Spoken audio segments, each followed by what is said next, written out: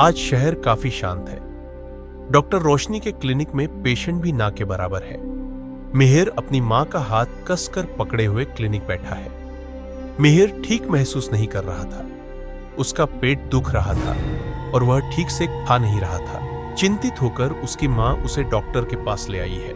मां डॉक्टर को उसके पेट दर्द के बारे में बता रही है। डॉक्टर ध्यान से मां की बात सुन रही है।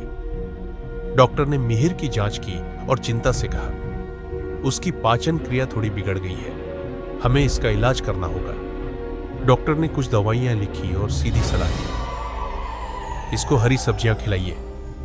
डॉक्टर की सलाह सुन मां थोड़ी चिंतित हो गई और कहा, पर डॉक्टर, मिहिर तो सब्जियां खाता ही नहीं है। उसी पल डॉक्टर को मिहिर की बीमारी की असली वजह समझ में आ गई। डॉक्टर मिहिर की ओर देखती है, गंभीर, लेकिन डॉक्टर ने मुस्कुराते हुए कहा, अगर तुम सब्जियां नहीं खाओगे तो तुम्हारी तबीयत और बिगड़ जाएगी।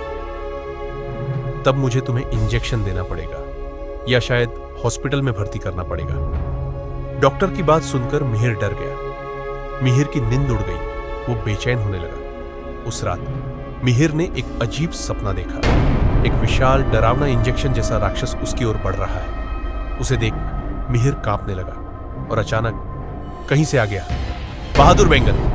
उसने राक्षस को पीछे धकेला, लेकिन राक्षस रुका नहीं। अचानक टमाटर, फूल गोभी, गाजर, खीरा और लौकी भी कूद पड़े। मिलकर सब्जियों के योद्धाओं ने बहादुरी से लड़ाई लड़ी। उन्होंने मुक्के मारे, लात मारी और राक्षस को पीछे धकेल दिया, जब तक वह डर कर भाग नहीं गया।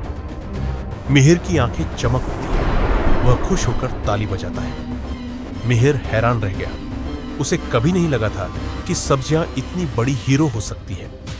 मिहिर खुश होकर जागता है और रसोई की ओर दौड़ता है। जब उसने अपनी मां को खाना बनाते देखा तो वह जल्दी से मेज पर बैठ गया और मुस्कुराते हुए बोला, मां, मुझे भूख लगी है, मुझे रोटी और सब्जियां दो। आज से मैं सब्जियां जरूर खाऊंगा, मुझे फिर से बीमार नहीं पड़ना। मां की आंखों में खुशी के आंसू आ जाते हैं। वह प्यार से खाना परोसती है। दोनों हंसते हुए खाना खाते हैं और उस दिन से मिहिर और सब्जियां अच्छे दोस्त बन गए। स्वस्थ खाओ, मजबूत बनो।